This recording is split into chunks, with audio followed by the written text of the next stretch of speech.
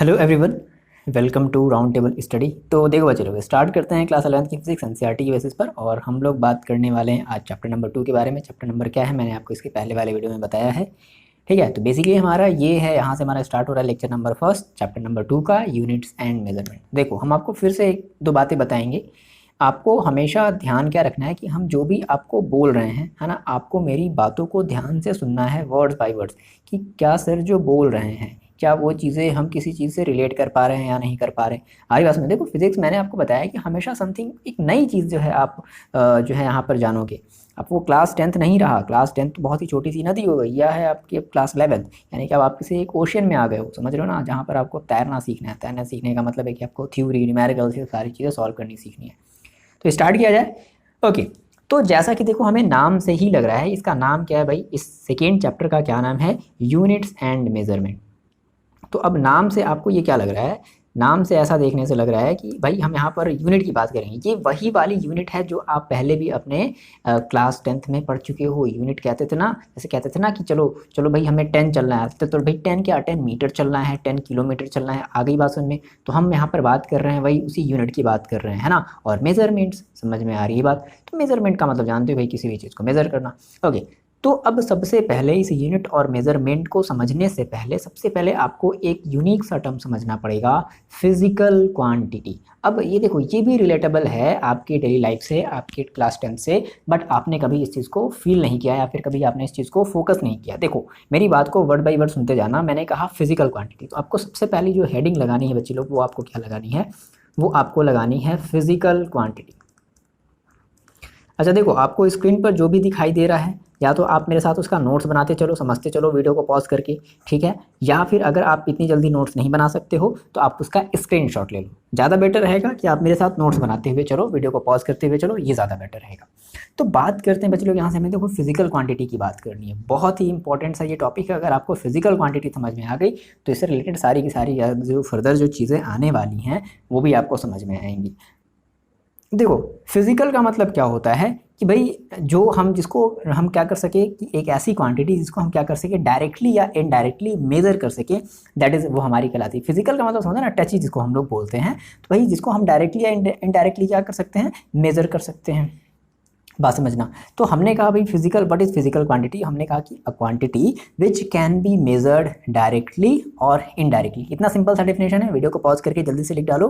What is physical quantity, quantity which can be measured directly और indirectly, that is called physical quantity. ये चीज़ आपने लिख ली। अब देखो अगर हम आपकी इसके एग्जाम्पल्स की बात करें तो बहुत सारे इसके एग्जाम्पल्स हैं, ठीक है। जैसे मान लो मैंने कहा कि भाई देखो, मैंने डेफिनेशन के अकॉर्डिंग मैंने आपको बताया कि अ क्वांटिटी, तो सबसे पहले देखो इस क्वांटिटी का पहले हम लोग मतलब समझते हैं। जैसे देखो सिंपल सी बात है यार, देखो मेरे को आप इतना बताओ, जैसे मान लो कि अभी जैसे मैंने कहा कि आपको जो है 100 चाहिए। भाई 100 क्या चाहिए, 100 जो है क्या चाहिए, 100 रुपीज़ चाहिए, 100 आपको केजी चावल चाहिए। समझ में आ रही बात, 100 लीटर आपको जो है वाटर चाहिए, है ना।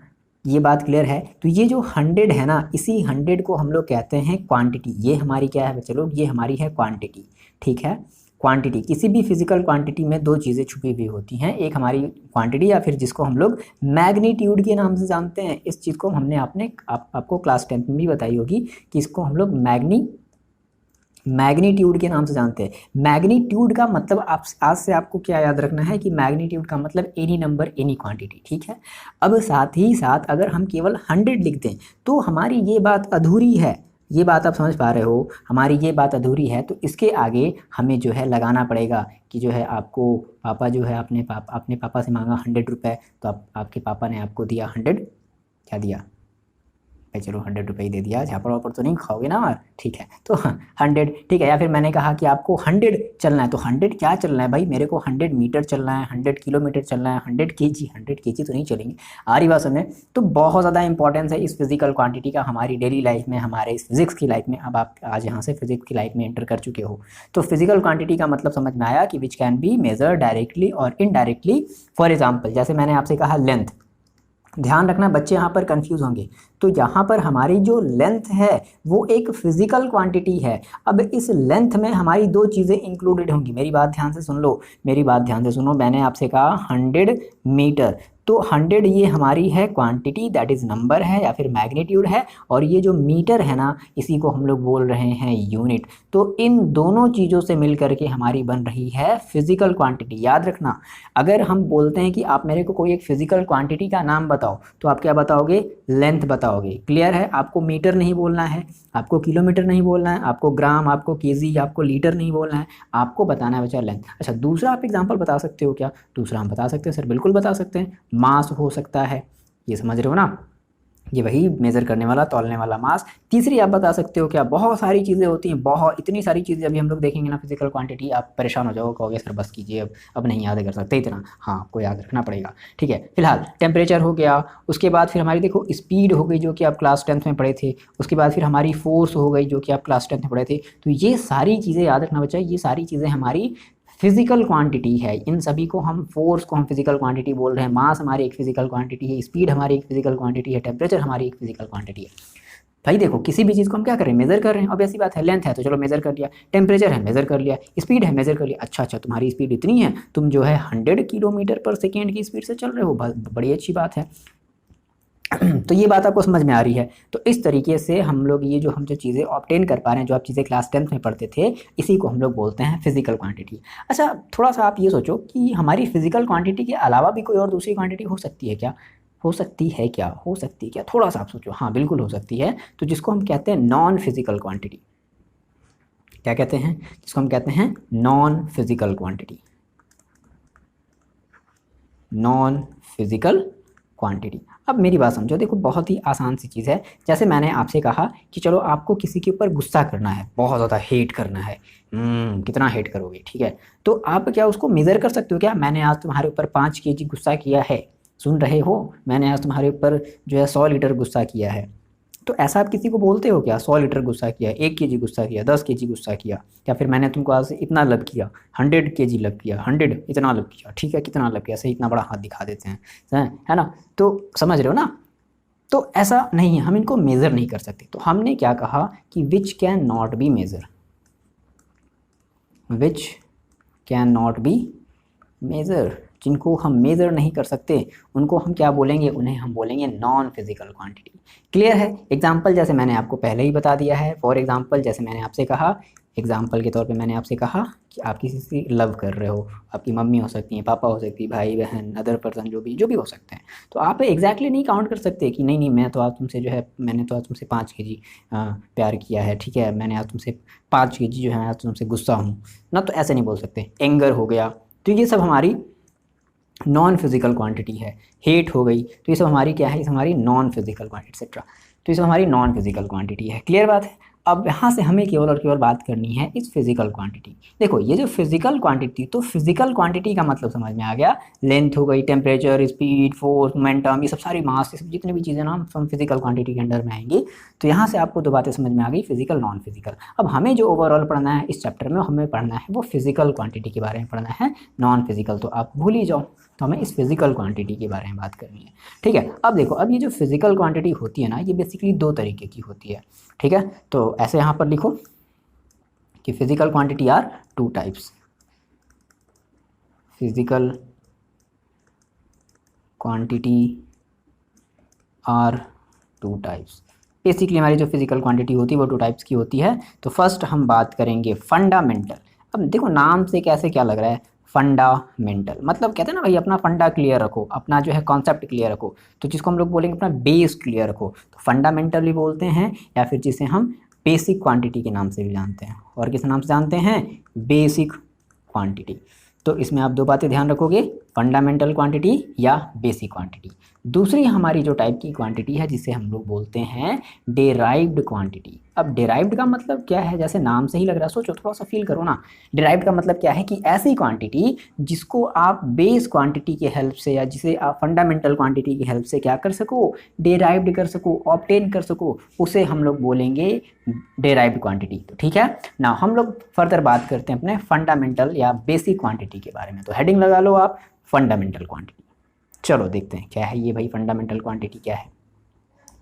देखो, तो आपने हेडिंग लगा ली, आपने हेडिंग लगा ली फंडामेंटल क्वांटिटी या basic quantity.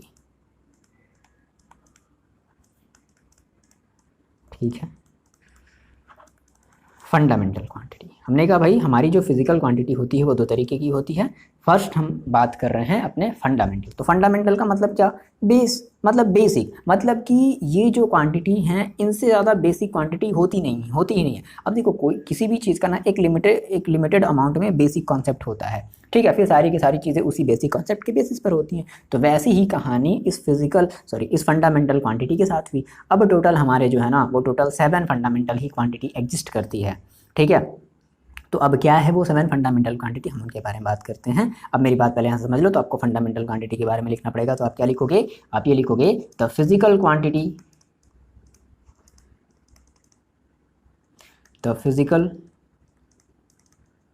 Quantity which can be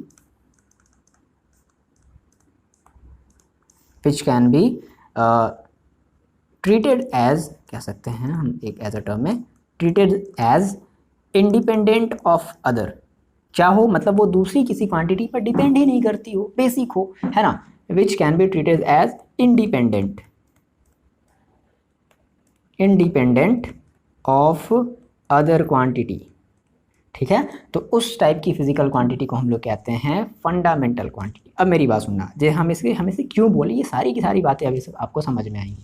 चलो देखो, जैसे मैंने आपसे कहा कि चलो एक जगह मैंने ले लिया, देखो अच्छा बेसिकली हम यहाँ पे थोड़ी सी कुछ बातें और समझ लेते हैं। हमारी जो है टोटल 7 फंडामेंटल क्वांटिटीज होती हैं। टोटल हमारी बेस जो क्वांटिटी होती है वो कितनी होती है, 7। तो हम ये लिख लेंगे कि these quantity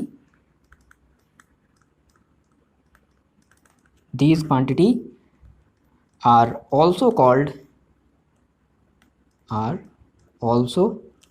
called base quantity. इसे हम और किस नाम से जानते हैं, मैंने आपको पहले बता दिया है, बेस क्वांटिटी के नाम से जानते हैं। और ये टोटल कितनी होती हैं, 7 होती हैं, ठीक है। तो ये लिख लो, these are total 7 in number, ठीक है ना। ये नंबर में टोटल कितनी होती हैं, 7 होती हैं।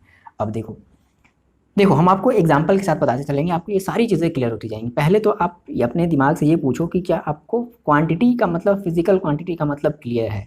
लेंथ हो गई, मास हो गई, टेम्परेचर हो गया, स्पीड हो गया, फोर्स हो गया, मोमेंटम हो गया, एक्सेलरेशन हो गया, जितनी भी चीज़ें अभी तक आपने पढ़ी हैं क्लास 10th में ना, वो सारी की सारी हमारी फिजिकल क्वांटिटी है। अब फिजिकल क्वांटिटी हमने कहा सर 2 तरीके की होती है, एक हमारी फंडामेंटल क्वांटिटी, एक हमारी डिराइव्ड क्वांटिटी। फंडामेंटल क्वांटिटी बहुत ज़्यादा नहीं होती है, 7 ही होती हैं, और बाकी की जो अदर क्वांटिटी हैं जो इन 7 के क्वांटिटी के हेल्प से बनाई गई हैं उन्हें हम लोग बोलेंगे डिराइव्ड क्वांटिटी। अब मेरी बात समझना, जैसे मान लो मैंने एक जगह लिखा, जैसे मैंने एग्जांपल, अभी हम केवल 7 की बात ही कर लेते हैं। देखो मैंने कहा कि अगर हम यहाँ पर लिखते हैं लेंथ, देखो भाई लेंथ है, तो क्या लेंथ क्या किसी पर डिपेंड करेगा। जैसे हम कह रहे हैं तुम यहाँ से चलो, तुम जैसे यहाँ से 100 मीटर चलो, भाई ऑब्वियस सी बात है इसमें केवल 100 मीटर ही तो आ रहा है, मीटर बोल सकते हैं या किलोमीटर बोल सकते हैं, जो भी बोल सकते हैं, तो केवल लेंथ ही तो है। अब मेरी बात यहाँ से समझना, अगर मैंने आपसे कहा कि नहीं अब आपको जो है फोर्स लगाना है, या फिर हमने आपसे कहा कि आपको अपनी स्पीड देखनी है, मेरी बात समझना, आपको अपनी क्या देखनी है, स्पीड देखनी है। तो स्पीड इज इक्वल टू क्या होता है, डिस्टेंस अपॉन टाइम। अब मेरी बात ध्यान से समझो, तो मैंने कहा सर अच्छा लेंथ को हम लोग डिस्टेंस भी तो बोल सकते हैं, लेंथ को हम लोग क्या बोल सकते हैं, डिस्टेंस बोल सकते हैं क्या, बिल्कुल बोल सकते हैं। तो मैंने आपसे कहा कि देखो ये लेंथ जो है ना ये इंडिपेंडेंट है। अब ये जो स्पीड है, इस स्पीड में 2 क्वांटिटी आ रही है, एक तो पहली आपकी आ रही है डिस्टेंस, दूसरी आ रही है आपकी टाइम। तो अब देखो ऑब्वियस सी बात है, अगर हम आपसे बोलें कि इस लेंथ में और इस डिस्टेंस में, सॉरी इस स्पीड में कौन सी आपकी फंडामेंटल क्वांटिटी है, तो आप किसे ऑप्शन टिक करोगे। ऑब्वियस सी बात है बच्चे कि आप इसे ही टिक करोगे कि ऑब्वियस सी बात है ये हमारी लेंथ है, क्योंकि ये किस पर डिपेंड है।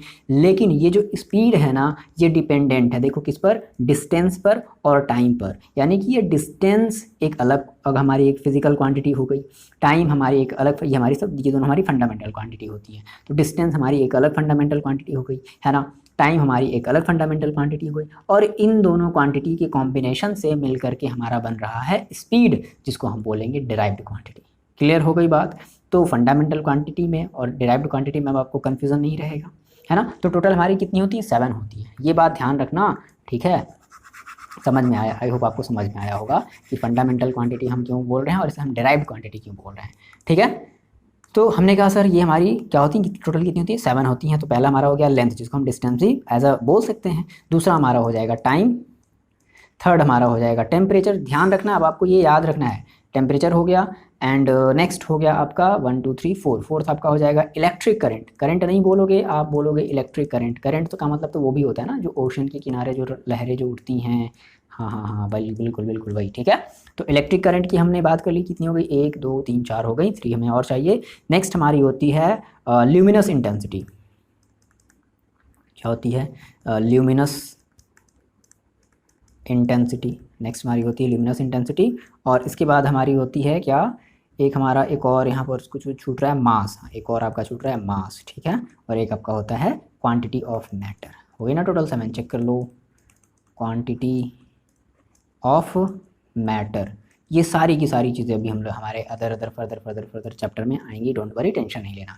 समझ में आ गई बात। तो 7 हमारी बेस क्वांटिटी होती है, जिसको हम लोग कहते हैं लेंथ हो गया, टाइम हो गया, मास हो गया, टेम्परेचर हो गया, इलेक्ट्रिक करंट हो गया, ल्यूमिनस इंटेंसिटी हो गई, मास तो हम ऑलरेडी पहले बोल चुके हैं, and quantity of matter. Quantity of matter का मतलब जानते हो, जिसको हम लोग मोल बोलते हैं, कहते हैं ना इतने मोल इतने मोल इतने मोल। आपने क्लास 10th में पढ़ा होगा, क्लास 9th में पढ़ा होगा, मोल मोल मोल, पगला गए होगे, मोल मोल पढ़ा लगे।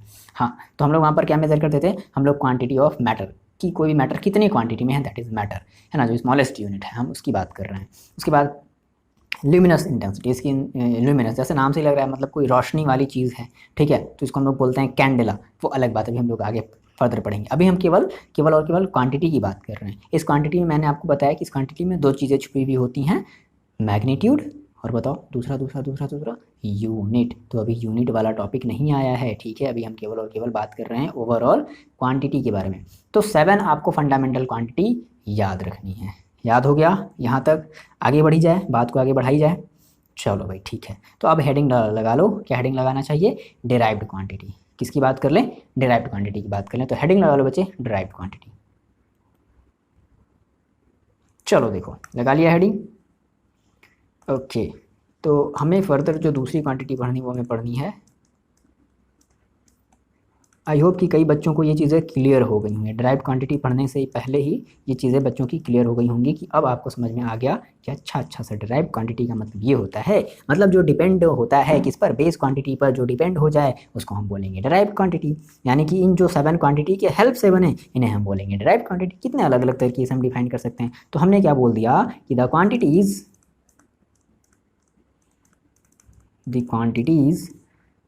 which is based on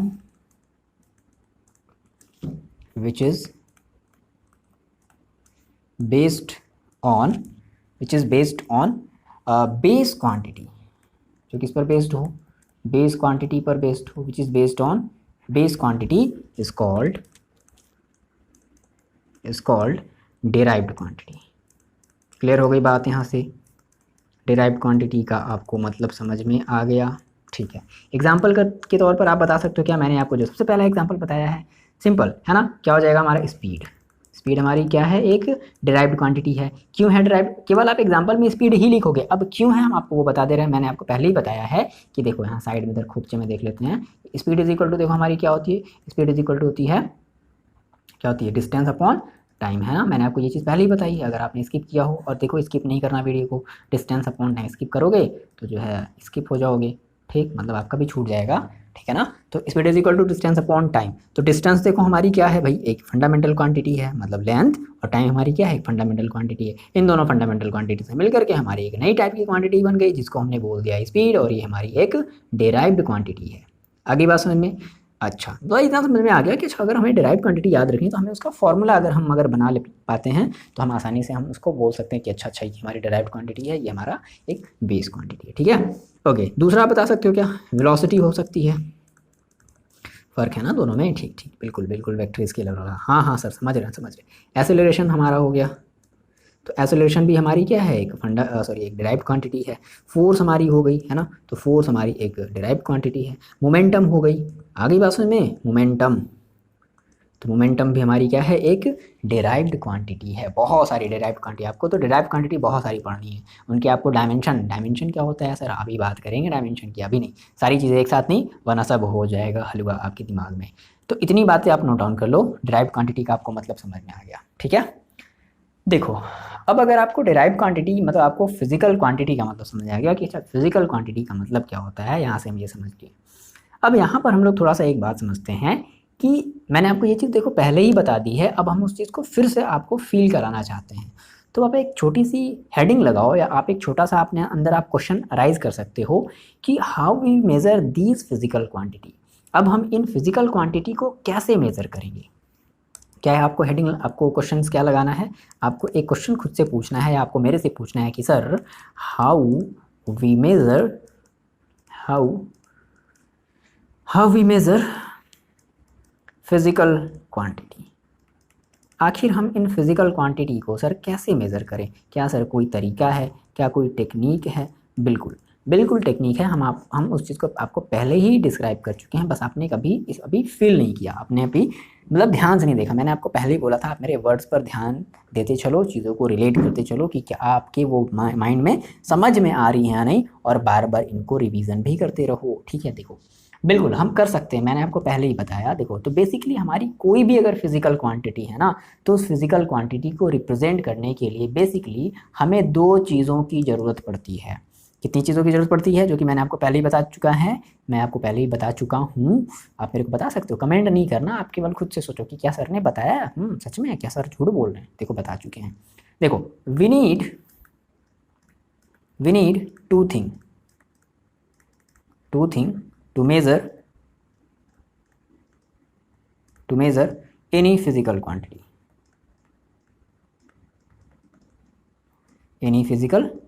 किसी भी फिजिकल क्वांटिटी को मेज़र करने के लिए हमें बेसिकली दो तरीके की चीज़ें चाहिए। चीज़ वो वाला चीज़ नहीं है ना, दो तरीके की चीज़ चाहिए। चीज़, फिर सब चीज़ बोलते, देखो पहले हमारे पास जो चीज़ होनी चाहिए वो होनी चाहिए यूनिट।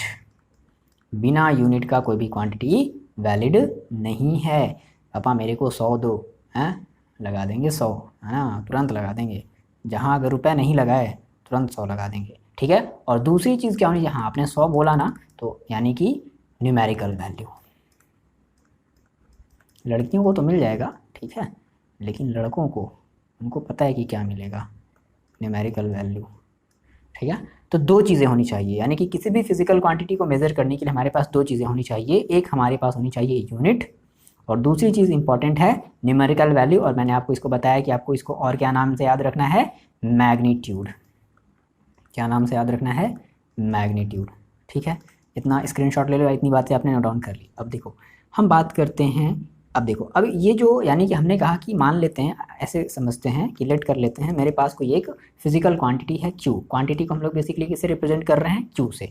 तो Q को हमें रिप्रेजेंट अगर करना है, अगर हमें मेज़र करना है, तो हमें दो चीज़ें चाहिए। पहली चीज़ चाहिए, अब देखो यूनिट है तो यूनिट को हम लोग बेसिकली रिप्रेजेंट कर रहे हैं U से, स्मॉल u से, और न्यूमेरिकल वैल्यू को हम लोग रिप्रेजेंट कर रहे हैं N से, है ना। ध्यान से समझो, तो हमने कहा भाई मेरे पास दो चीज़ें होनी चाहिए, N, ये है N और ये है U, यानी कि N इंटू U, इस दोनों को मिला करके हमारी एक बनती है फिजिकल क्वांटिटी। जहाँ पर आपको Q का मतलब समझ में आ गया, Q हमारी एक फिजिकल क्वांटिटी है, फिजिकल क्वांटिटी, और हमारी जो न्यू है, समझ में आ गई बात, न्यूमेरिकल वैल्यू है, और जो U है वो आपकी यूनिट है। देखो फॉर एग्जांपल के तौर पे भी हम लोग ले लेते हैं, मैंने कहा 5 मीटर, ठीक है ना। तो इसमें हमारी ये जो 5 है ये हमारी क्या है, एक न्यूमेरिकल वैल्यू है, और ये जो हमारा जो M है ये हमारी एक यूनिट है। या फिर इसी को हम लोग और क्या लिखते हैं, 500 सेंटीमीटर। क्या ये अलग हो गया भाई, मैंने आपसे कहा कि आप 5 मीटर चलो, एक मैंने बच्चे को कहा कि ऐसा बच्चा ऐसा तो करो तुम 5 मीटर चलो, और दूसरे वाले बच्चे को मैंने कहा कि ऐसा है कि तुम 500 सेंटीमीटर चलो। तो क्या दोनों अलग अलग दौड़ने लगेंगे, नहीं बिल्कुल नहीं, दोनों सेम ही तो दौड़ेंगे भाई। 5 मीटर इज इक्वल टू का मतलब क्या होता है कि जितना आपको चलना है उतना ही दूसरे वाले बच्चे को चलना है। ठीक है सर, ये तो बातें हमें पता है, बिल्कुल पता है, आपको फिर से फील कराना चाहते हैं। तो 500 ये हमारा हो गया फिर से न्यूमेरिकल वैल्यू, और ये हमारी हो गई, सॉरी हाँ ठीक है, और ये हमारी हो गई यूनिट। तो किसी भी फिजिकल क्वांटिटी को रिप्रेजेंट करने के लिए मैंने आपको बताया कि आपको दो चीज़ें होनी चाहिए, आपके पास दो चीज़ें होनी चाहिए। एक, अगर उसमें से भी अगर एक चीज़ अगर गायब हुआ, फिर पापा जो है आपको मारते मारते मारते मारते, जितने नंबर आप बोलोगे उतनी ही जो है आपको मार पड़ेगी। ठीक है, अपने मम्मी से भी पढ़ सकता है। लड़कियों के केस में ऐसा नहीं होगा, लड़कियाँ जो हैं प्यारी दुलारी होती हैं, छोड़ो जाने दो। चलो देखो आ जाओ, तो ये बातें आपको समझ में आ गई है ना, फिजिकल क्वांटिटी को हम लोग कैसे मेज़र करते हैं। अच्छा, अब मेरे को आप ये बताओ कि क्या ये जो हमारी न्यूमेरिकल वैल्यू है और ये जो क्या हमारी यूनिट है, क्या इनमें कोई रिलेशन है। ये इंपॉर्टेंट चीज़ है। ठीक है, देखो ध्यान रखना, एक छोटा सा हेडिंग लगा लो, रिलेशन रिलेशनशिप, अरे वो वाला रिलेशनशिप नहीं, रिलेशनशिप बिटवीन न्यूमेरिकल वैल्यू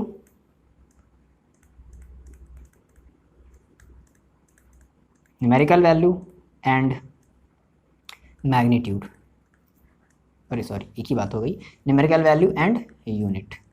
ठीक है, तो यूनिट और न्यूमेरिकल वैल्यू के बीच कोई रिलेशन है क्या? देखो, अगर हम आपको डायरेक्टली बोलें कि जो हमारी न्यूमेरिकल वैल्यू होती है वो यूनिट के इनवर्सली प्रोपोर्शनल होती है, आप कहोगे सर कैसे? बिल्कुल, आपके मन में ये क्वेश्चन अराइज होना चाहिए, sir how can you say that, sir how, sir मेरे को भी समझाइए कैसे। चलो देखो, एक सिंपल से हम लोग बात से समझते हैं। मैंने आपको ये चीज़ें पहले ही बता चुका हूँ। देखो कैसे, मैंने आपसे कहा कि आपके पास 5 मीटर है और आप, अब देखो क्या, अब मेरी बात ध्यान समझना, अभी आपके पास जो n है वो देखो कितनी है, 5 मीटर है, बात समझना, 5 है ना, अभी आपके पास n कितनी है, n इज इक्वल टू है 5, और अभी आपके पास जो m है वो है, मतलब m, ठीक है, बेसिकली मीटर है आपको, तो ठीक है, m मतलब हमारी जो यूनिट है वो भी u है। ठीक है, अब मान लो अगर हम इसको अगर ऐसे लिख दें 500 सेंटीमीटर, तो आपको पता है कि अब देखो आपकी जो न्यूमेरिकल वैल्यू हो गई वो क्या हो गई, वो हो गई 500। न्यूमेरिकल वैल्यू देखो अब क्या हो गई, पहले से बड़ी हुई है। बस सी बात है, अगर हम आपसे बोलें कि 5 बड़ा या 500 बड़ा, तो आप क्या बताओगे? बस सी बात है, आप बताओगे ना कि सर 500 हमारा बहुत बड़ा है।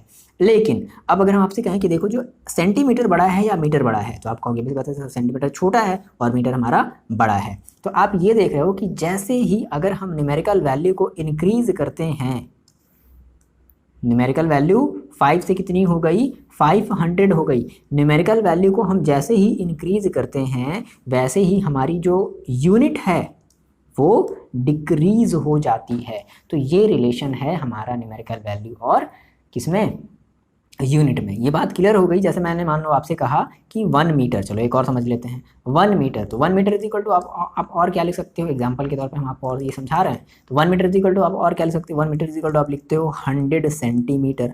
आपको ऑब्वियस सी बात है, आपको ये सारी बातें पता है कि देखो अब यहाँ पर जो न्यूमेरिकल वैल्यू है वो कितनी है, 1 है, लेकिन यहाँ पर जो न्यूमेरिकल वैल्यू है वो कितनी है, 100 हो गई। तो आपकी जो न्यूमेरिकल वैल्यू है वो देखो पहले अब इंक्रीज हो गई, लेकिन जो यूनिट है, अब ये बताओ सेंटीमीटर में और मीटर में कौन छोटा, तो सेंटीमीटर छोटा। तो आप देख रहे हो, देखो ना, कंपैरिजन करो ना, न्यूमेरिकल वैल्यू इंक्रीज हुई, 1 से क्या हो गई 100, 1 से क्या हो गई 100, तो न्यूमेरिकल वैल्यू क्या हुई, इंक्रीज हुई ना, लेकिन जो यूनिट है वो क्या हो गई, डिक्रीज हो गई। आगे बात सुने, तो न्यूमेरिकल वैल्यू अगर आप इंक्रीज कर रहे हो तो यूनिट आपकी डिक्रीज होगी, या आप अगर यूनिट अगर आप इंक्रीज करोगे तो न्यूमेरिकल वैल्यू डिक्रीज होंगी। यानी कि ये एक दूसरे के कैसे होती हैं, इनवर्सली प्रोपोर्शनल होती हैं, तभी हम इनको बोलते हैं कि n into u is equal to constant. ठीक है, तो ये थोड़ी सी बात तो क्या है, ये तो आप जानते ही हो, तो जानते हो ना, हाँ बिल्कुल जानते हैं सर। कांस्टेंट, बहुत सारे कांस्टेंट पढ़ाए थे 10th में, अभी या 11th में, और देखो आपका कांस्टेंट पढ़ते पढ़ते हालत ख़राब हो जाएगा, कहोगे कौन कौन सा कांस्टेंट याद रखें। ठीक है, इतनी बात समझ में आ गई, रिलेशनशिप आपको समझ में आ गया? हाँ ठीक सर, यही बात तो सर हमेशा ही समझ में नहीं आती है। चलो देखो आगे देखते हैं। तो यहाँ से तक हमने बात कर ली, ठीक है। नाउ आप नेक्स्ट हेडिंग लगाओ। देखो हमने बात करी थी, एक यूनिट की बात करी थी, तो जिस तरीके से हमारी जो फिजिकल क्वांटिटी होती है वो 2 तरीके की होती हैं, उसी तरीके से हमारी जो यूनिट होती है ना वो भी हमारी 2 तरीके की होती है। आपको समझ में आ गई ना हम कौन सी यूनिट की बात करें? हाँ वही मेज़र करने वाला, लेंथ किलोग्राम मीटर वगैरह ये सब सारी चीज़ें, ठीक है। तो हमने कहा कि सर हमारी जो यूनिट होती हैं वो 2 तरीके की होती हैं, सेम वही जैसे एक हमारी क्या होगी, सोचो गेस करो, एक हमारी होगी फंडामेंटल यूनिट, क्या होगी, एक हमारी होगी फंडामेंटल यूनिट और दूसरी हमारी क्या होगी, डेराइव्ड यूनिट।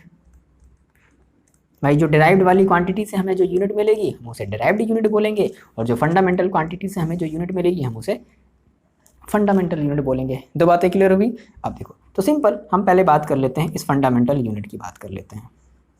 पहले आप हेडिंग लगा लो फंडामेंटल यूनिट। देखो फंडामेंटल यूनिट के बारे में हम क्या बोल सकते हैं कि द फिजिकल ऐसी एक फिजिकल यूनिट जो किसी भी डिराइव्ड यूनिट पर बेस्ड नहीं होती, या हम वो किसी और यूनिट से डिराइव्ड नहीं हो सकती, उसे हम फंडामेंटल यूनिट के नाम से जानते हैं। क्लियर है ना? यूनिट का मतलब समझो, फंडामेंटल का मतलब क्या, बेस हो गया, ठीक है। चलो बच्चे तो पहले इतना बड़ा बड़ा नाम देख करके टेंशनाइज हो जाते हैं, मैंने इसीलिए कहा है कि आप वर्ड्स पर ध्यान दो। अगर आपको चीज़ें अभी भी प्रॉब्लम लग रही हैं तो आप वीडियो को फिर से जा करके स्टार्टिंग से देखो, अगर आपने स्किप किया हो तो, ठीक है। तो हमने कहा सर हमारी जो फंडामेंटल यूनिट है वो क्या हो सकती है, तो हमने कहा कि द फिजिकल यूनिट, एक ऐसी physical unit, the physical unit कह सकते हैं कि विच कैन नेवर, ये बात, ये वर्ड ध्यान रखना, which can never be derived, which can never be derived from another unit, जो किसी और यूनिट से डिराइव्ड नहीं हो सकती हैं, उनको हम फंडामेंटल यूनिट के नाम से जानते हैं। फॉर एग्जाम्पल आप बता सकते हो क्या? बिल्कुल बता सकते हैं सर, बताओ क्या एग्जाम्पल बताओगे, क्या एग्जाम्पल बताओगे? Length, kilogram? नहीं, लेंथ हमारी क्वांटिटी है, हम आपसे यहाँ यूनिट की बात कर रहे हैं।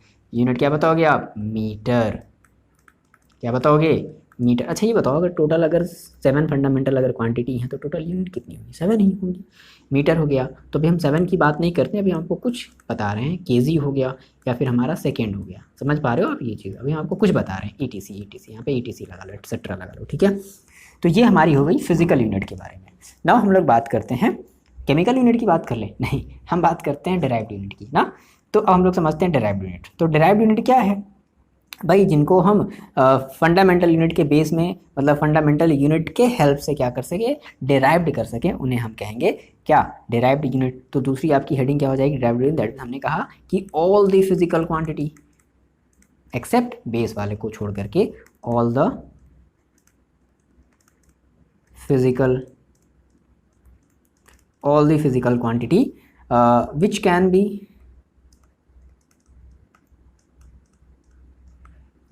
be expressed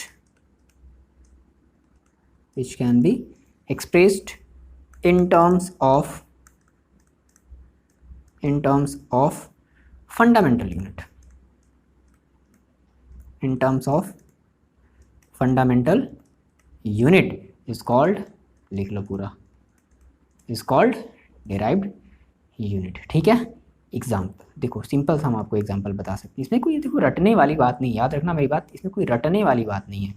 जैसे अगर हम आपसे बोलें कि डिस्टेंस अपॉन टाइम, ये कोई यूनिट नहीं है, मेरी बात ध्यान से सुन लेना। जैसे हम आपसे बोले, जैसे आप एक फिजिकल क्वांटिटी के बारे में जानते हो ना, डिराइव्ड क्वांटिटी के बारे में जानते हो ना, जैसे आप बोलते हो ना स्पीड, ठीक है, स्पीड।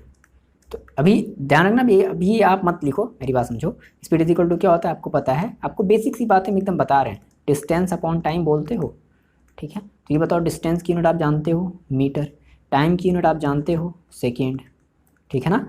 तो इसको आप क्या बोलते थे? मीटर पर सेकेंड, ऐसे भी लिखते थे। या अब अगर आप क्लास 11-12 में आ गए हो तो आपको ऐसे लिखना पड़ेगा, मीटर और सेकेंड के पावर -1। बोलो बात वही है ना भाई? अभी ये अपॉन में सेकेंड की पावर 1 है, ऊपर जाएगा तो क्या हो जाएगा? -1 हो जाएगा।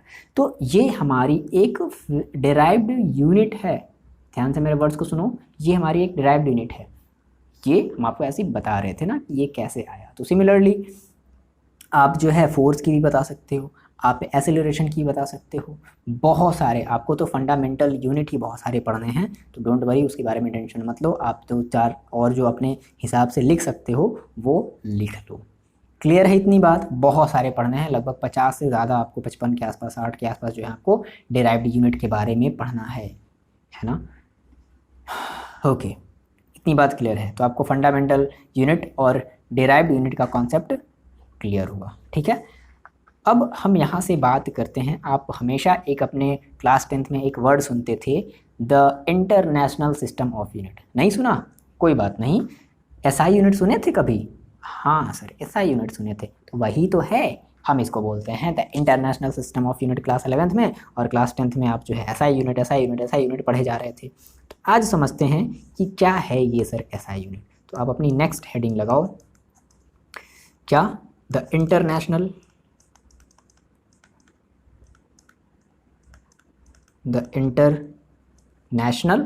System of unit. थोड़ा सा यहाँ पर वर्ड्स का एब्रीविएशन उल्टा है ना, जिसको हम लोग बोलते हैं एसआई यूनिट, है ना। यहाँ पर आई पहले है और एस बाद में है, तो ध्यान रखना, ठीक है ना। तो अब ये देखो क्या है, ये SI यूनिट क्या है। तो इसके पहले हम लोग थोड़ी सी इसकी कहानी समझते हैं।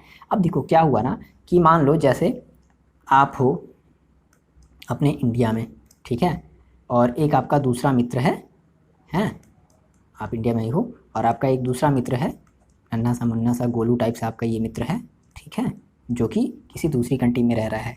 आपने कहा कि देखो ऐसा है भाई, मैंने 6 सेकेंड में, बात को मेरी समझना, मैंने देखो बच्चे 6 सेकेंड में, है ना, आप अपनी डींगे हाँक रहे हो, मैंने 6 सेकेंड में मैंने 100 मीटर मैंने दौड़ लिया। क्या हुआ, इसने क्या कहा, इसने फर्स्ट वाले आपने कहा कि भाई देखो गोलू ऐसा है, हमने 6 सेकेंड में 100 मीटर हमने जो है दौड़ लिया। हाँ, अब आपका मित्र क्या बोला, बात समझना, आपका मित्र मान लो क्या बोला कि मान लो उसके कंट्री में कुछ अलग जो है क्वांटिटी चलती होगी। उसने कहा कि नहीं यार देखो ऐसा है कि 6 सेकेंड में मैंने जो है 100 स्टेप, या फिर मान लो इस स्टेप 100 की जगह कुछ और छोटी सी हम क्वांटिटी ले लेते हैं, ठीक है। हमने कहा कि ऐसा है कि भाई देखो तुमने तो इतना चल लिया, लेकिन हम जो है लगभग 80 स्टेप के आसपास ही चल पाए, है ना। तो ये तो बड़ा खुश हो गया दूसरा वाला, ये पहला वाला तो गोलू वाला बच्चा बड़ा खुश हो गया, कह रहा कि अच्छा अरे मतलब बड़ी गजब बात है, हम जो है 100 मीटर चल पाए, तुम जो है 80 स्टेप ही। लेकिन वो बात यहाँ पर ध्यान नहीं दे रहे हैं, है ना।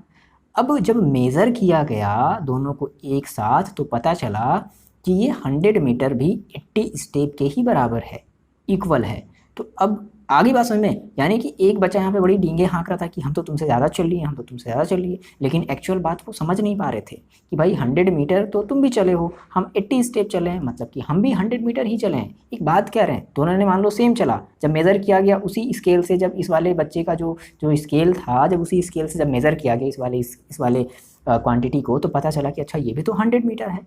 तो अब अलग अलग जो कंट्री थी ना, उनकी अलग अलग यूनिट हुआ करती थी, उनकी अलग अलग यूनिट के बेस पे क्वांटिटी हुआ करती थी। तो अब भाई एक दूसरे में आपस में चीज़ों को एक्सचेंज करना था ना भाई, आपको अगर उससे इन्फॉर्मेशन शेयर करना होगा तो आपकी क्वांटिटी उसकी क्वांटिटी दोनों की क्वांटिटी सेम होनी चाहिए। तो ये एक बहुत बड़ी प्रॉब्लम थी। तो इस प्रॉब्लम को हटाने के लिए, इस प्रॉब्लम से निपटने के लिए बनाया गया the international system of unit. और ये कब अप्लाई हुआ, ये अप्लाई हुआ 1971 में। बहुत पहले की बात नहीं है ये, अभी बहुत रिसेंटली की ही बात है।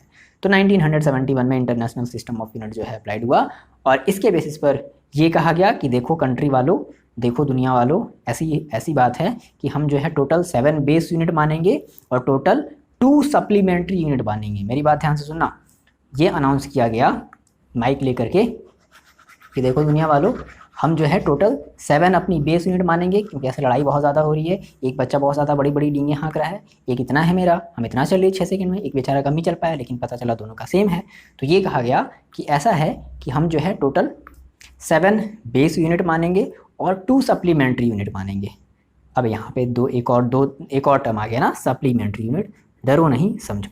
तो इस इंटरनेशनल सिस्टम ऑफ यूनिट के अकॉर्डिंग ये कहा गया कि टोटल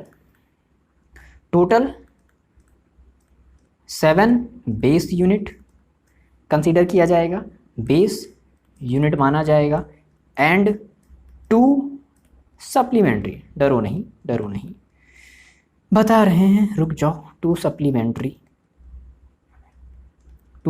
यूनिट माना गया। ये पूरे कंट्री वालों को बताया गया, ठीक है, जितनी भी इस हमारे वर्ल्ड में जितनी भी कंट्री है ना, इन सभी कंट्री को बताया गया कि देखो कंट्री वालों, ठीक है, ऐसा आपको करना पड़ेगा, वरना आप मेरे से आप ट्रेड नहीं कर पाओगे, आप मेरे से कोई रिलेशन नहीं रख पाओगे, आप मेरा सामान नहीं खरीद सकते, हम आपका सामान नहीं ले सकते। तो ये सारी बातें हुई। अब हरी भाषा में तो वो अब 7 बेस यूनिट हम लोग देख लेते हैं। तो देखो हम एक यहाँ पर हम लोग लिख रहे हैं, इतनी पहले चीज़ें आप नोट डाउन कर लिया, ओके, बहुत जल्दीबाजी में हो आप लोग। तो यहाँ पर हमने लिख ली क्वांटिटी, इधर हम लोग क्या लिख रहे हैं, यहाँ पर हम लोग लिख ले रहे हैं क्वांटिटी, और क्वांटिटी के नीचे हम लोग अपनी टोटल 7 क्वांटिटी लिखेंगे, और यहाँ पर हम लोग लिख ले रहे हैं बेस यूनिट, ठीक है। और इम्पॉर्टेंट है इसका सिंबल, क्योंकि हम लोग जब भी न्यूमेरिकल सॉल्व करेंगे ना, तो हम लोग उसके सिंबल को लिखेंगे, पूरा का पूरा हमें लिखने की ज़रूरत नहीं है। तो पहली बात करते हैं पहली बेस क्वांटिटी के बारे में, जो कि हमारी है, देखो क्वांटिटी, चलो बताओ एग्जांपल बताओ, लेंथ, कौन बच्चा कह रहा है मीटर, हाथ उठाओ, बहुत मार खाओगे। लेंथ है, क्वांटिटी क्या है, लेंथ है, और इस क्वांटिटी की बेस यूनिट क्या बताई गई, मीटर। सभी कंट्री को बोला गया कि देखो अगर आपको मेरे से एक्सचेंज करना है ना तो आपको ये मीटर में ही एक्सचेंज करना पड़ेगा या किलोमीटर में ही एक्सचेंज करना पड़ेगा, जो कि सेम होगा। वो स्टेप स्टेप वाला भूल जाओ, ठीक है, आ रही बात समझ में। चलो देखो, तो क्या बताया गया, बेस यूनिट बताई गई मीटर, और सिंबल क्या रखा गया, एम। सिंबल हम लोग इसका क्या रखेंगे, एम रखेंगे। सिमिलरली दूसरी हमारी यूनिट, दूसरी हमारी क्वांटिटी क्या थी, मास। ठीक है, तो कोई बात नहीं, ऐसे सेकेंड ऑर्डर में कोई जरूरी नहीं है लेना, ऐसे है, मास है। अब मास का क्या बताया गया कि देखो क्या लेना है, मास का हमें लेना है किलोग्राम। क्या लेना है बच्चा लोग, किलोग्राम। बच्चा लोग नहीं, क्या लेना है कंट्री वालों, किलोग्राम लेना है। और इसको हम लोग कौन से सिंबल से रिप्रेजेंट करेंगे, केजी। सिमिलरली हमने जो तीसरी क्वांटिटी लेनी है वो लेनी है टाइम। अब टाइम की जो यूनिट होगी, बेस यूनिट होगी, वो क्या होगी, वो हमारी होनी चाहिए सेकेंड। सेकेंड, ठीक है, और सेकेंड इसका हम लोग सिंबल क्या यूज़ करेंगे, केवल एस, स्मॉल एस। ठीक है, बेसिकली देखो हमारे जितने भी सिंबल्स होते हैं ना वो सारे के सारे स्मॉल होने चाहिए, याद रखना। जो हमारा फर्स्ट लेटर होगा वो भी स्मॉल, बस कुछ ऐसे हमारे यूनिट आते हैं जिनका जो फर्स्ट लेटर होता है वो मे बी कैपिटल हो सकता है, बट मोस्टली आपको स्मॉल लेटर ही देखने को मिला है ना। देखो, तो हमने टाइम की बात की, 1 2 3 हो गया। नेक्स्ट हम बात करते हैं इलेक्ट्रिक करंट की। इलेक्ट्रिक करंट की बात कर लेते हैं। ठीक है, इलेक्ट्रिक करंट का क्या माना गया, एम्पियर। एम्पियर, और इसको हम लोग कैसे रिप्रेजेंट करेंगे, कैपिटल। हाँ, इसका देखो, इसका कैपिटल आ गया, मैंने आपसे बताया ना। फिर दूसरा हमारा है कितना हो गया, 4 हो गया, 1 2 3 4। ठीक है, इलेक्ट्रिक करंट हो गया। नेक्स्ट हमारा है टेम्परेचर। टेम्परेचर को हम लोग ऐसे लिखेंगे, TMP, उसके ऊपर R लगा दिया तो हमारा हो जाता है ये टेम्परेचर। और इसको हम लोग लेंगे, इसकी हमारी जो बेस यूनिट होगी वो होगी केल्विन। ठीक है, क्या होगी, केल्विन, और इसको हम लोग शॉर्ट में कैसे लिखेंगे, K। नेक्स्ट हमारा हो गया अमाउंट ऑफ सब्सटेंस, ये आपको अब याद ही हो गया होगा, कितनी बार आ चुका है, अमाउंट ऑफ सब्सटेंस, लिख लो, अमाउंट ऑफ सब्सटेंस। इसकी हम लोग जो यूनिट लेते हैं वो क्या मैंने आपको बताई थी, मोल, और इसको हम लोग शॉर्ट में कैसे लिखेंगे, MOL। ठीक है, नेक्स्ट हमारा एक बच गया ल्यूमिनस इंटेंसिटी। ल्यूमिनस इंटेंसिटी, ठीक है, इंटेंसिटी लिख लो, ल्यूमिनस इंटेंसिटी। तो इसकी हमारी जो यूनिट होगी, बेस यूनिट होगी, क्या होगी, कैंडेला। कैसे याद रखना है भाई, इंटेंसिटी मतलब ल्यूमिनस मतलब लाइट से रिलेटेड हो गया, और तो क्या हमने कैंडल हमने जला दी तो हमारी लाइट आ गई, तो कैंडेला। ठीक है, और इसको आप शॉर्ट में कैसे लिखोगे, CD। तो ये हमारी हो गई बेस यूनिट, और ये हमारा हो गया उसका सिंबल। ये हमने बात कर ली अपनी 7 बेस क्वांटिटी की बात कर लिया, 7 बेस यूनिट की बात कर ली। ठीक है, फिर हमने कहा कि हमारे पास 2 सप्लीमेंट्री यूनिट भी होती हैं। अब हम उन सप्लीमेंट्री यूनिट्स की बात करते हैं कि सर वो हमारे 2 सप्लीमेंट्री यूनिट कौन कौन से हैं। इतनी चीज़ें नोट डाउन कर लो जल्दी से, कर लिया। चलो देखो अच्छा, ना बात करते हैं अपने हम 2 सप्लीमेंट्री यूनिट की। अभी सर सप्लीमेंट्री यूनिट सर क्या है, तो सर 7 बेस क्वांटिटी तो सर ठीक ठाक थी सर, मज़ा आ गया वहाँ तक। सर ये क्या चीज़ है, सप्लीमेंट्री यूनिट क्या है। देखो, तो हमारी बेसिकली ज़्यादा नहीं, डरना नहीं है, हमारी बेसिकली 2 ही सप्लीमेंट्री यूनिट है। पहली हमारी आपने सुना होगा, बस आपको ध्यान नहीं आ रहा है, बता दें। देखो, सबसे पहले हमारी जो क्वांटिटी मतलब सप्लीमेंट्री हमारी जो क्वांटिटी है वो है प्लेन एंगल। क्या है, प्लेन एंगल।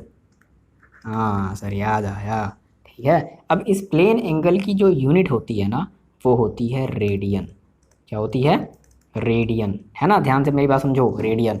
ठीक, अब इसको हम लोग शॉर्ट में कैसे लिखते हैं, RAD। तो अगर RAD अगर आपने लिख दिया दैट मीन्स आपने रेडियन लिख दिया। दूसरी होती है हमारी सॉलिड एंगल।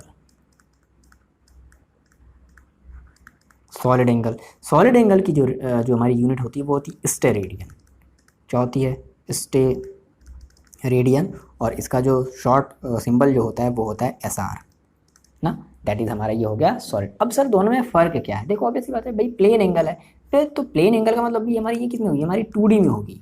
किस में होगी, अभी हम इसको बताते हैं क्या है प्लेन एंगल, क्या है, क्या सॉलिड एंगल क्या है, रेडियन स्टेरेडियन क्या है।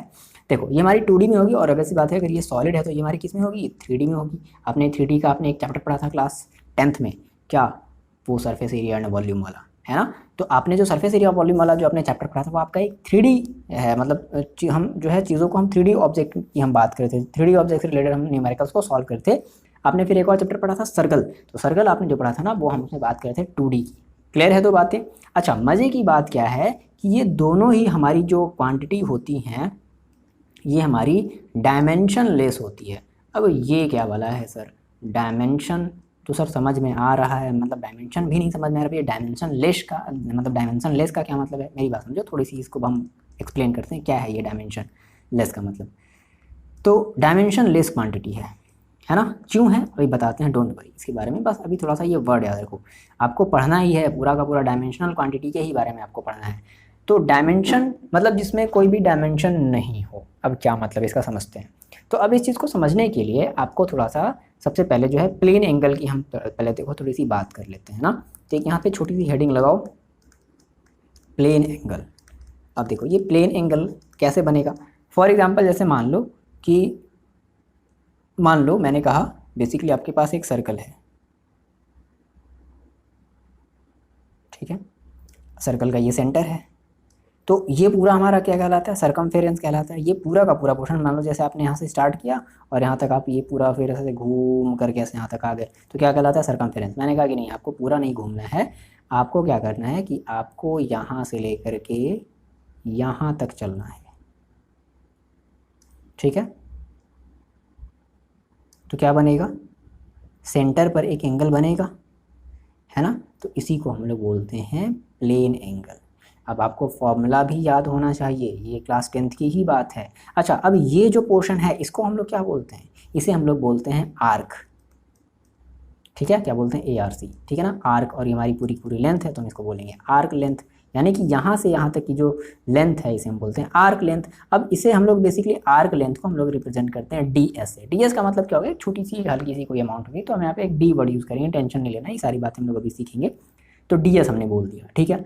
अब यहाँ पर हमारे पास जो थीटा है, भाई सोचो अगर ये अगर बहुत ही अगर छोटी सी अगर ये लेंथ है, बात समझना, ये लेंथ अगर बहुत ही छोटी सी है आर्क, तो थीटा भी क्या होगा, थीटा भी बहुत ही छोटा सा होगा, तो हम भी क्या ले लेते हैं, D थीटा ले लेते हैं। अच्छा, यहाँ से यहाँ तक की डिस्टेंस को हम लोग देखो क्या बोलते हैं, याद है क्या, कि भूल गए, रेडियस बोलते हैं। सर ये कौन भूलेगा, है ना। तो आपको एक फॉर्मूला याद था, क्या याद था, याद है, एंगल इज इक्वल टू, यानी कि theta is equal to, theta हमारा क्या है, एंगल है, angle is equal to arc upon radius, यही तो होता था। तो आर्क, आर्क का मतलब क्या देखो, S, यहाँ पर हम यहाँ पे D थीटा ले लेते हैं, क्लियर है ना ये बात। ये D थीटा अपॉन क्या हो जाएगा, DS अपॉन R। तो ये DS अपॉन DR कहाँ से आया, क्लियर हो गई बात। आपने एक फॉर्मूला याद किया था, क्या याद किया था आपने formula, angle is equal to arc upon, वो अपने आप अपने लैंग्वेज में याद किया। कोई बच्चा जो है आर्क इज इक्वल टू याद किया होगा, कोई जो है रेडियस इज इक्वल टू याद किया होगा। तो आप जो भी याद किए हो, आगे बात समझ में। तो हम ये कह सकते हैं यहाँ से कि plane angle it is defined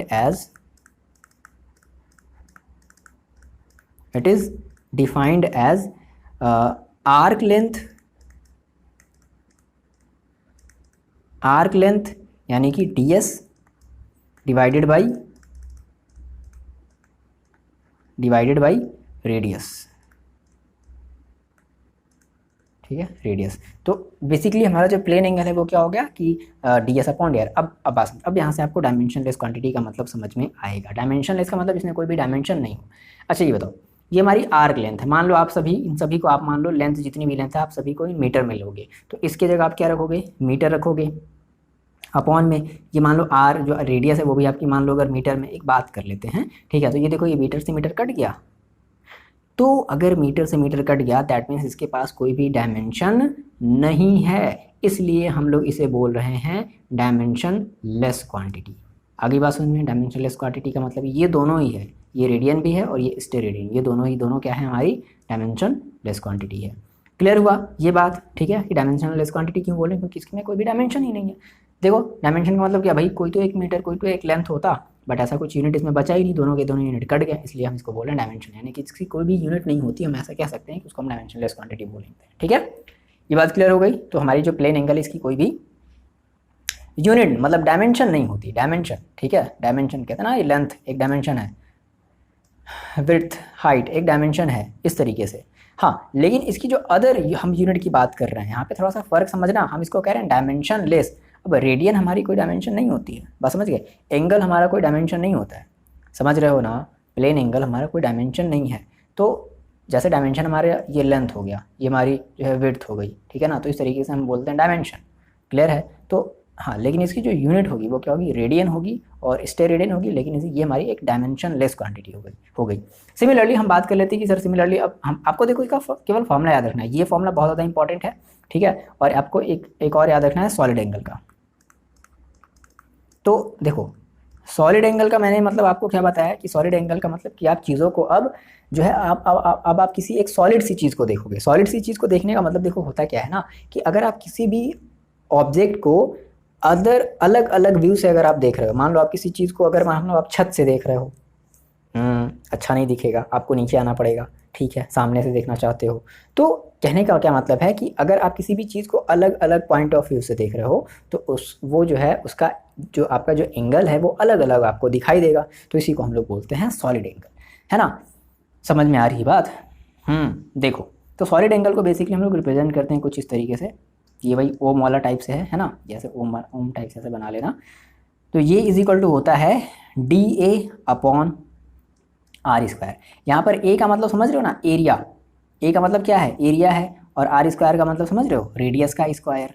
r² का मतलब रेडियस का स्क्वायर, कि आप कितने रेडियस में देख पा रहे हो, ठीक है। तो देखो ये भी भाई एरिया की यूनिट क्या होती है, मीटर स्क्वायर, और अगर हमारा r² है तो metre into metre, that means ये भी मीटर स्क्वायर। एक बात की बात कर रहे हैं, तो ये दोनों से ये दोनों कैंसिल क्या हो गया, कैंसिल आउट हो गया। तो इसकी भी कोई डायमेंशन है क्या, नहीं। तो ये भी हमारी एक डायमेंशनलेस क्वांटिटी है। आपको अभी से मतलब नहीं होना चाहिए, आपको बस ये वाला फॉर्मूला याद होना चाहिए, और उससे भी ज़रूरी ये वाला फॉर्मूला। तो आई होप कि आपको प्लेन एंगल और सॉलिड एंगल समझ में आ गया, ठीक है। और इसको हम डायमेंशनलेस क्वांटिटी क्यों बोलते हैं ये भी आपको समझ में आ गया होगा। आ गया रहा, ओके। देखो, अब जैसा कि मैंने आपको बताया कि जब एसआई यूनिट जब नहीं थी तो जो डिफरेंट कंट्री थी, जो हम कुछ पॉपुलर कंट्री जो हमारी थी, वो भाई जो जिनको हम डेवलप्ड कंट्री बोलते हैं, तो वो अपनी अलग अलग जो है यूनिट यूज़ करती थी। तो अब हम उन थोड़ी सी यूनिट्स के बारे में समझ लेते हैं, और उन यूनिट्स का भी यूज़ हम लोग करेंगे, कन्वर्जन में करेंगे। यहाँ से फिक्स कर दिया कि भाई देखो ऐसा है तो मतलब ये होगा, 1 मीटर है तो 100 सेंटीमीटर होगा, ये फिक्स है ना। तो भाई कहने का सीन ये है कि जब एसआई यूनिट जब नहीं बनी तो उसके पहले डिफरेंट कंट्री ने अपनी अपनी यूनिट यूज़ करनी स्टार्ट करी थी। लेकिन बाद में कहा गया कि नहीं, ऐसा नहीं करना है, सबको एक यूनिट यूज़ करना है, सबको एक मेजरमेंट यूज़ करना है। अगर आप 1 मीटर लोगे तो आपको दूसरी जगह जो है 100 सेंटीमीटर ही लेना पड़ेगा, ऐसा नहीं है कि आप कुछ और ले सकते हो ना। तो ये सारी बातें बताई गई। तो कुछ अदर यूनिट की हम लोग बात कर लेते, तो पहली जो यूनिट हमें बताई गई वो बताई गई CGS, है ना। पहले जो मतलब अदर जो यूनिट जो यूज़ होती थी डिफरेंट कंट्रीज़ में, वो एक यूज़ होती थी CGS। तो ठीक है, CGS का मतलब देखो, C का मतलब यहाँ पर है सेंटीमीटर, ये अलग अलग है, C अलग है, G अलग है, ऐसा अलग है, समझ में आ गया होगा आपको। तो C का मतलब यहाँ पर है सेंटीमीटर है, और G का मतलब यहाँ पर आपका ग्राम होता था, है ना, लोग ये यूज़ करते थे। और S का मतलब है सेकेंड इसमें हर जगह कॉमन होता था, हर जगह लोग सेकेंड ही यूज़ करते थे, ठीक है ना, अपने बेस यूनिट के लिए। सिमिलरली एक और हमारे पास होता था FPS, है ना, ये ब्रिटिशर्स लोग यूज़ करते थे FPS, ठीक है। F का मतलब यहाँ पर होता था फुट, समझ रहे हो, मतलब ये हमारी वही ना लेंथ हो गई, जैसे सेंटीमीटर है ये हमारी फुट, ये भी तो हमारी एक लेंथ है, फुट हो गई। और P का मतलब आपका देखो पाउंड हो गया, है ना, तो पाउंड यूज़ करते थे। और S का मतलब सेकेंड हो गया। अब देखो ऐसा नहीं है कि वो यूज़ करना ये बंद कर दिए, ये भी यूज़ करते ही हैं, लेकिन अब ये कहा गया, अब हम जैसे अब ये थोड़ा सा सर्च कर लेना कि अब जैसे हम लोग बोलते हैं ना किलोग्राम, तो अब यहाँ पे एक रिलेशन दे दिया गया कि ऐसा है कि देखो 1 पाउंड है तो 1 पाउंड में हाउ मेनी किलोग्राम होंगे, ये अब फिक्स है। तो आप चाहो तो ये यूज़ करो, चाहो तो ये यूज़ करो। लेकिन हम अगर बात करते हैं अगर एसआई की, तो एसआई में फिर हमें केजी ही लेना पड़ेगा। एसआई में क्या लेना पड़ेगा, केजी लेना पड़ेगा। हाँ, अगर हम अपनी अदर यूनिट की बात करें, एफपीएस की बात करें, तो फिर एफपीएस में हमें मास को क्या लेना पड़ेगा, एज अ पाउंड लेना पड़ेगा। बात समझ आ रही? हाँ, लेकिन दोनों की ही क्वांटिटी आपस में क्या है, इक्वल है ना। तो ये एक चीज़ों को आपस में एक दूसरे से रिलेट कर दिया गया। और एक और आपका फेमस है सिस्टम था MKS सिस्टम, ठीक है। तो M का मतलब यहाँ पर होता था मीटर, ये काफ़ी ज़्यादा आपको सिमिलर दिख रहा होगा अपने एसआई वाले से। K का मतलब यहाँ पर होता था किलोग्राम, होता क्या था बेबी, है किलोग्राम। और S का मतलब यहाँ पर है सेकेंड, ठीक है, आ रही बात समझ। तो ये होता है MKS का मतलब। तो ये जो है अदर यूनिट यूज़ करती थी। अब इन सारी चीज़ों को आपस में क्या कर दिया गया है, रिलेटेबल, मतलब एक दूसरे से रिलेट कर दिया गया है। अब यहाँ पर हम कुछ अपनी बेसिक कॉमन प्रैक्टिकल यूनिट के बारे में बात करेंगे, जो कि हम स्मॉल डिस्टेंसेस के लिए यूज़ करेंगे, जो कि हम लार्ज डिस्टेंसेस के लिए यूज़ करेंगे, ठीक है। इतनी बात आप आ रही है आपको समझ में? तो यहाँ तक आपको चीज़ों को देखो अच्छे से नोट कर लेना है, ठीक है। और ये जो कॉमन प्रैक्टिकल यूनिट हैं, हम इनकी बात करेंगे अगले वीडियो में। तो यहाँ तक आपको कैसा लगा आप कमेंट करके ज़रूर बताना। आपको अच्छा लगा वो भी बताना, आपको बहुत ख़राब लगा वो भी बताना, आपको जो चीज़ें मिसिंग लगी आप वो भी बताना। बट मिसिंग ऐसा कुछ नहीं है, मिसिंग वर्ड ऐसा कुछ नहीं होगा। आने वाले फर्दर लेक्चर में सारी की सारी चीज़ें कैप्चर करेंगे, है ना। ये तो अभी फर्स्ट आपको एक इंट्रोडक्शन वीडियो था कि देखो क्या हमें चीज़ें कैसी पढ़नी है क्या सारी। हाँ, और ऐसा नहीं कि ये इंपॉर्टेंट नहीं, बहुत ज़्यादा इंपॉर्टेंट है। जब आप बेसिक ही नहीं पढ़ोगे तो फिर आपका फिर कुछ क्लियर ही नहीं होगा। ठीक है, तो आपको जैसा भी लगेगा, आपको अगर लगा कि हाँ ये अच्छा है तो आप अच्छा बताओगे, भाई अगर ख़राब है तो अब ऐसी बात है ख़राब ही बताओगे, बहुत ख़राब है बहुत ख़राब ही बताओगे ना। तो आपको जैसा भी फील हुआ इस चैप्टर को देखने के बाद, इस लेक्चर को देखने के बाद, आपको जैसा भी फील हुआ आप वैसा अपना फीडबैक देते रहना हमेशा। ठीक है, चलो मिलते हैं नेक्स्ट वीडियो में। चलो पढ़ाई करते रहो और अपना ख्याल रखो।